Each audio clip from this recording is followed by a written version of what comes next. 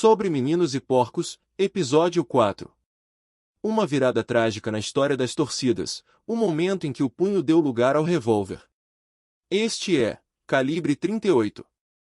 Em 1988, Cléo Sostens, presidente da Mancha Verde, foi baleado com 2 tiros na rua atrás do antigo Parque Antártica a poucos passos da sede da torcida.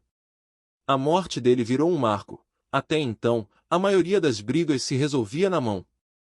Dali em diante, os punhos foram dando lugar às armas de fogo. Nem sempre foi assim.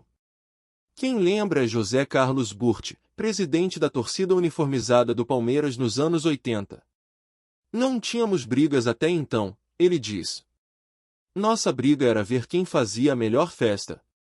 O máximo que aparecia era um pedaço de pau, mas acabava ali, e não tinha perseguição depois.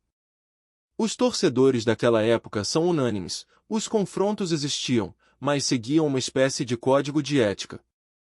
As brigas eram leais, sem armas, e ninguém batia em um rival que estivesse sozinho. Esse código começaria a ruir com as bombas e as emboscadas. Um exemplo desse código veio de um rival. Adamastor, ex-líder da Independente, do São Paulo, conta que uma vez encurralou o Cléo sozinho, e mandou os companheiros não baterem nele. Tempos depois, quando a Mancha foi buscar o Adamastor em casa, foi o próprio Cléo quem impediu que ele apanhasse. Lealdade, entre inimigos. Mas a violência crescia. De 1985 em diante, os confrontos ficaram mais graves e organizados.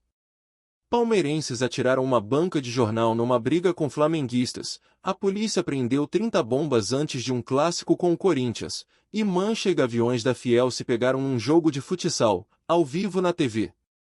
Já em 1980, o documentário Todo Mundo, de Tomás Farcas, registrava a polícia dividindo as torcidas nos estádios.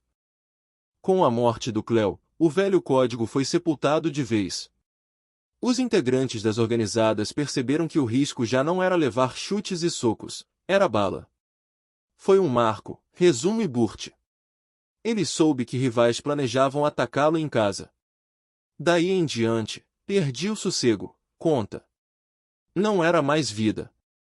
Curiosamente, quem mais lamenta são os antigos rivais. Dentinho, ex-presidente da Gaviões da Fiel, diz que naquela época nunca houve arma de fogo, e que, se houvesse, teria morrido muita gente. Cosmo Damião, da torcida jovem do Santos, resume, era briga de irmão, com cobrança, sem a covardia de hoje. De 1988 até hoje, já são mais de 300 mortes em brigas de torcida no Brasil. No fim, fica a pergunta que o próprio Dentinho faz, e se todos tivessem se sentado à mesa lá no começo? Talvez a história fosse outra. Esta é a história do episódio 4 de Sobre Meninos e Porcos, o podcast do UOL Sport Stories, de Adriano Wilson e Daniel Lisboa. Ouça a história completa nas plataformas de áudio.